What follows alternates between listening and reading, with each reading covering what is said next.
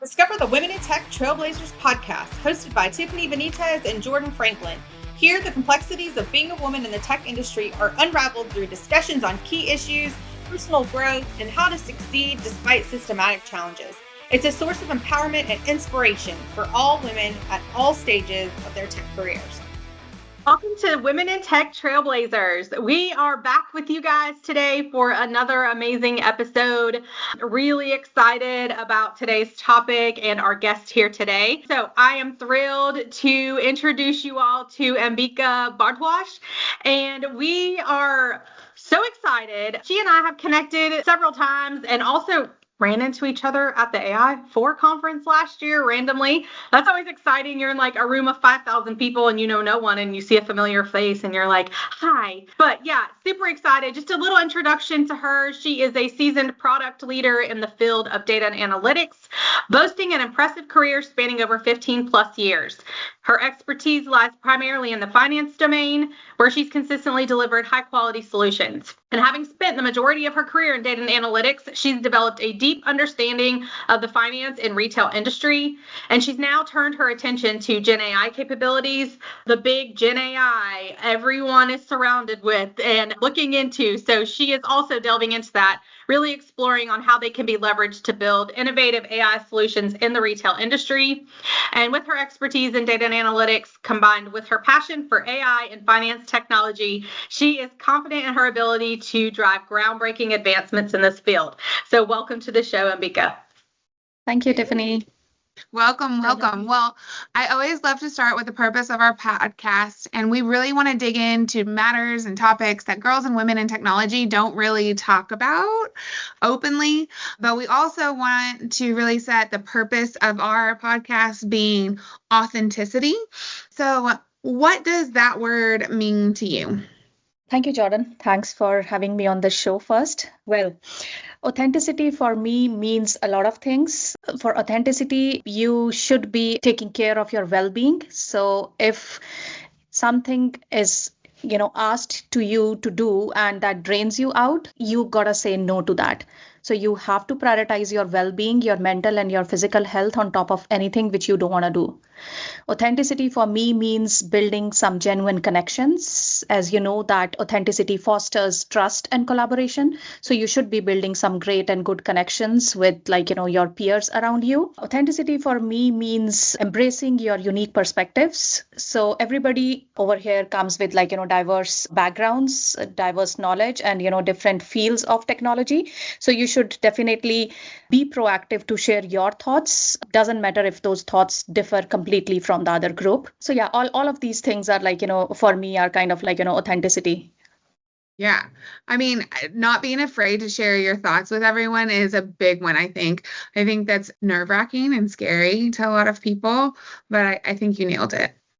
Takes vulnerability, right? I mean, I think that's the thing. We don't live, I think, in a place, no matter where you live, especially as females, where it's like, oh, here's a safe place. Tell me about who you are and how you show up in that whole version. And so I think it's really important to have these conversations and to start talking about how important it is and that it's okay, and providing spaces for women to actually show up as their whole authentic selves.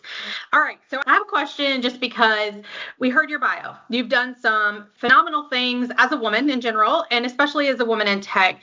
Talk to us a little bit about your journey, your personal career journey in tech, and really what inspired you to pursue this path. Because I think what we've seen over and over is that how women end up in technology is a multitude of ways. There are some women that did study and end up in that path. There are the bulk that didn't. They just somehow landed in technology, heard about it, applied for a role, started asking questions. So talk to us a little bit about your journey and kind of what that's looked like. Yeah, so as you mentioned, Tiffany, I also have a little bit of interesting journey towards tech. So I started my career back in 2007 with finance operations. So I'm MBA finance from India, and I started my career in MBA finance operations, and I spent around a decade working in finance operations. And when I moved to US, I wasn't working for a while. And since my husband was in technology since very beginning of his career, so I was always into all those typical technology words and looking at him that what he's talking during his meetings or what he's working through coding and all of that. So when I came here, I always from very beginning thought of doing something innovative and something unique. And technology is the path which I found is something where I can do something innovative and something unique.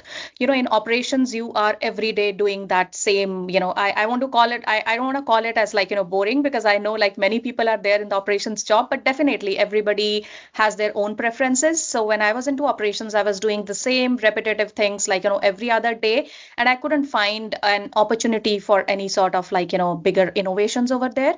So definitely when I started pursuing my another master's over here from UFA, I picked up some of the subjects from data science. So I was always from a background of finance and maths. So data science is something which I felt like I could really do something better and good with. So that's how I entered into a technology. And back in 2019, I started working with a startup called Mu Sigma. That's how I entered into a Walmart. And after a year and a half, I was offered a full-time position with Walmart. And that's how I am here. Hey, for my Walmart days, we loved our Mu Sigma folks. So that's exciting. I didn't even know that's how you kind of got your entryway in, but it was a lot of fun when I was working data and analytics there, kind of working with, they have some very brilliant data scientists. So kudos to you. Yeah. Well, and I think we kind of hit on it, like your journey into IT, but what were some of those hurdles that you hit, like getting to where you are today? Definitely, there was a lot of, there were a lot of hurdles, firstly, in the sense of acquiring those skills. Mm-hmm. So you really have to go through that path wherein you have to learn all of those things as completely fresh and new when you do not have an experience with, that domain.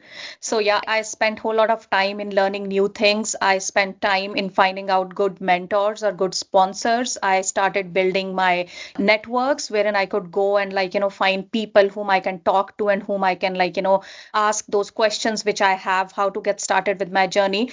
But just to all of them out there who are really, looking to get started into the technology, I mean, this world of full of opportunities, and there are lots and lots of resources available there for you to go get you started with the technology domain.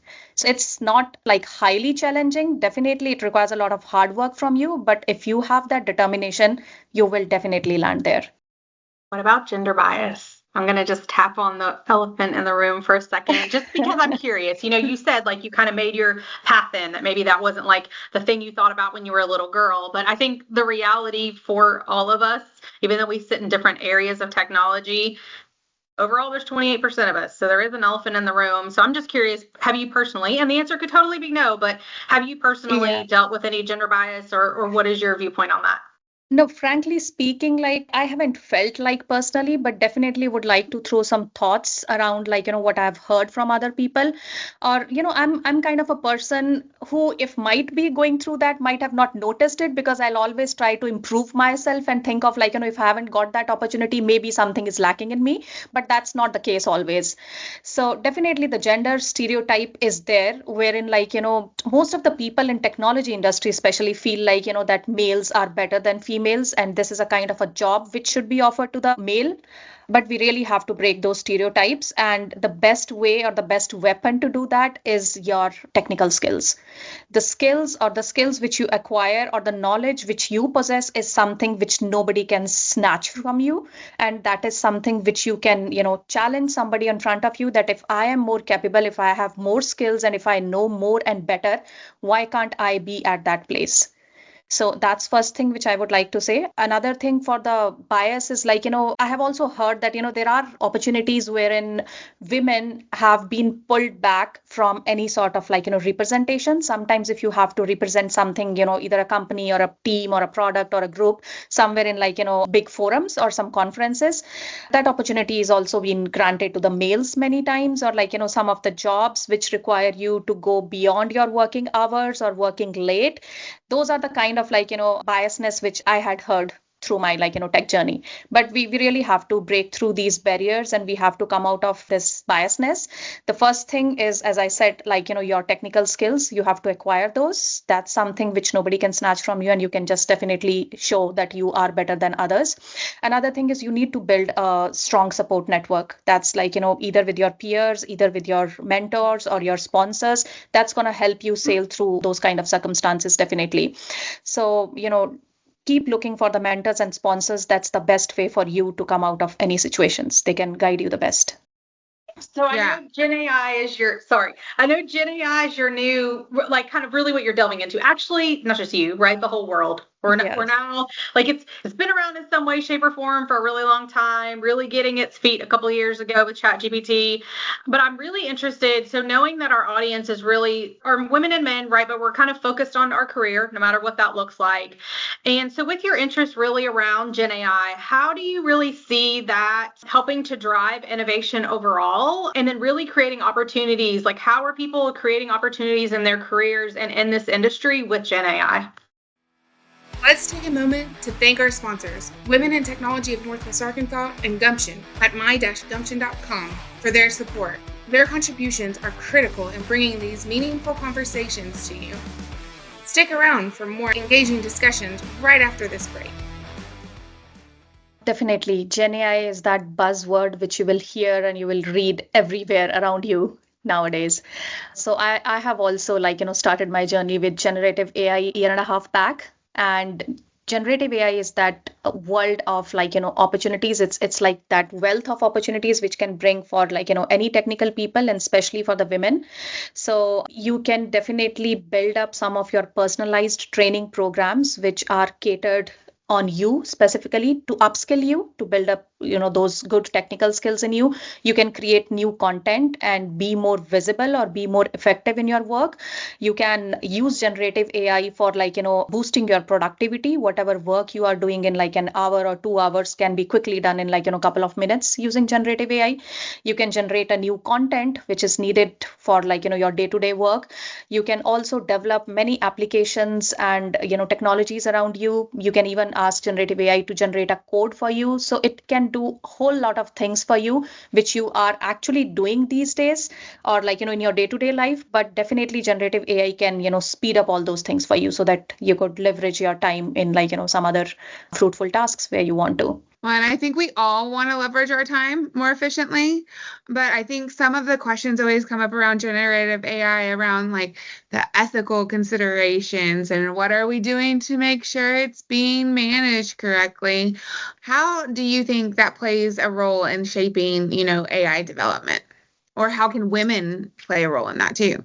Yeah, definitely. So privacy and security is a major concern, which we all hear about generative AI. And it's all about security, because this generative AI is working on a fuel called data. So data is purely a fuel for generative AI. And the better your fuel is, the better productivity or mileage you're going to get out of that. So definitely you have to make sure that there is no leakage of that fuel and it's properly getting utilized with your generative AI domain. So privacy, security is always a concern, and definitely women in technology can play a critical role in securing that data so that there shouldn't be any leakage. There should be ethical practices to use the generative AI, because that generative AI can generate so much of stuff that you can even generate fake images, fake content, which is even better than real. So we need to build up some ethical practices around those, and definitely this generative AI is going to unlock a lot of value for people like us in technology. Yeah. So I heard you in the beginning when you were kind of giving your spiel and what's really important to you about authenticity and what that actually means to you. You honed in specifically to mentors and sponsors.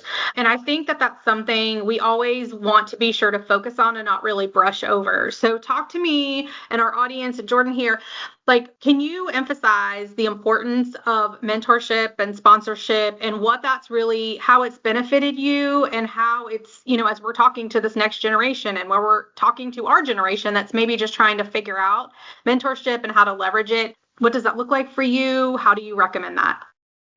So what I would say is like I have been really highly benefited with these, mentors, whosoever I have. I have like 3 to 4 mentors whom I used to work with like regularly. And definitely I get to learn a lot of new things every other time I connect with them. And it's not just about technology or not just about your professional, things which you used to discuss with them, but they can also support you throughout your personal journey as well. So you get to have people of different experiences, having worked on different technologies and having, different experiences of life. When you get to talk to them and you discuss with them what problem you are facing or what you are going through, they definitely help you come out of it. And with the use of generative AI now, even you have an opportunity to go and select the mentors who really can benefit you. So you have an option of selection, those, selecting those sponsors and mentors as well with the help of generative AI. So I would recommend everybody to have at least one mentor who can guide you and who can even train you or who can just help you learn the things which are most beneficial for you, and always try to maintain those relationships with them. I know we talk about this all the time and people that listen to our podcast regularly hear it, but we love to harp on mentors and sponsors. So mentors, like you said, crazy important to have mentors, but I feel like we've said this so many times that sponsors are also important, right? They might not have enough time to be your mentor, but if they can sponsor your next career move or even help you into that, they're immensely important as well. Definitely. So sponsors are really equally important as the mentors are. I know they won't be able to spare that much of time with you, or you cannot have regular meetings or meetups with them. But definitely whenever you are in a need, if a sponsor can help you come out of that, that's always a key thing. So you should always maintain those relationships with the sponsors and mentors. Yeah. Absolutely. So would there be any network support groups or anything that you're involved in that you would, advise our listening audience to be involved in? So I am also with couple of them, but I can recommend couple of other groups as well if audience for this show wanted to go and try those out.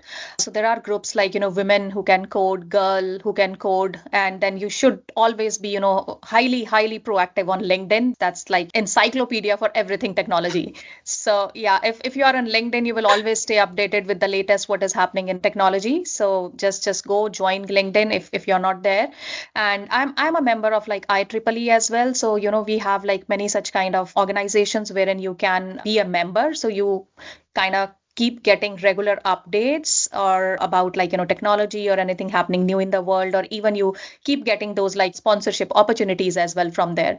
So I am a member to AIM as well, which is Analytical India magazine. And then you can find many mentorship programs or many professional networks online which can help you and support you and guide you through this technical journey. No, I agree. On LinkedIn, there's so many articles you can find. You can find networking groups. I will say for a little bit I was against it. I was like, I'm not going to do like networking groups on LinkedIn. There's just so many people on there. And then when you get in there, you actually gain a lot of content.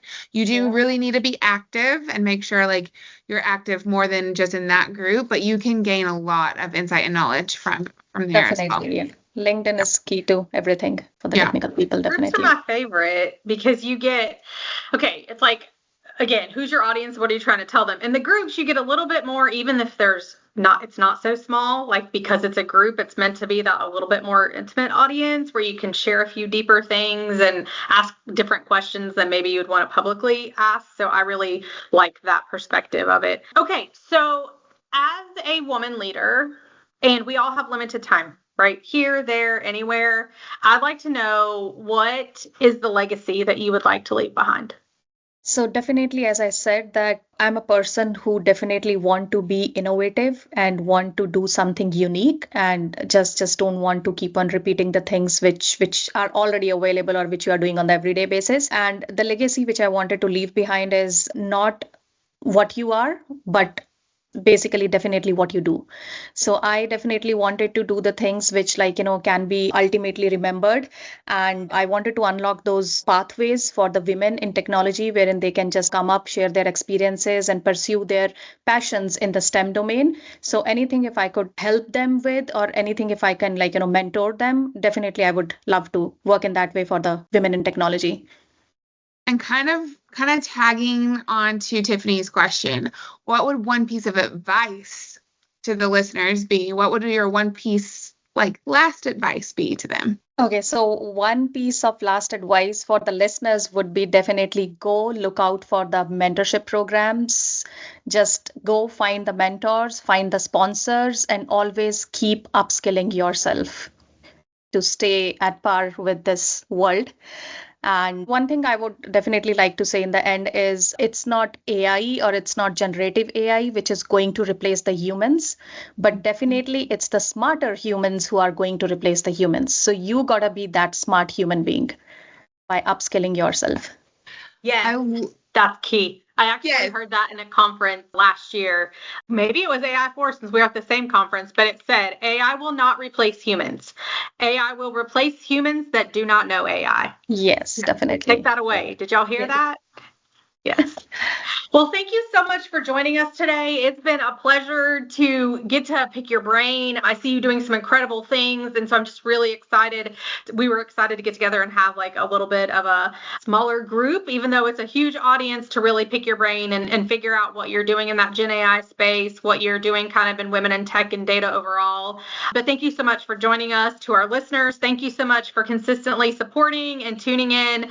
We hope that what you're getting out of these episodes, again, are really helping you, your career, and just overall to grow and continue. So continue networking, continue building your brand, and then we'll be excited to see you back. As usual, her socials will come across the screen at the end, so go out and follow the amazing things that she's doing on LinkedIn. And Jordan? Like, listen, share, follow, all the things. Well, that's a wrap. Another episode of Women in Tech, Trailblazers podcast. Thanks for tuning in and sharing this time with us. If you liked what you heard, please share this episode with your friends in tech. And don't forget to subscribe to our podcast. Your support helps us keep bringing in inspiring guests and uncovering topics that matter to you. Until next time, keep pushing boundaries and making your mark in the tech world. Goodbye for now.